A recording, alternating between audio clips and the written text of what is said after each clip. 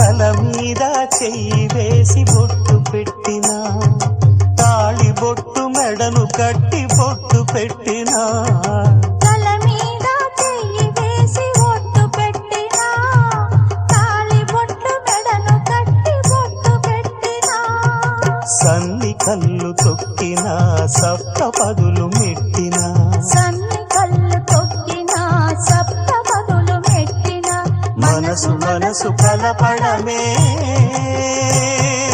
మంత్రం పరమార్థం. శ్రీరస్తు శుభమస్తు, శ్రీరస్తు శుభమస్తు.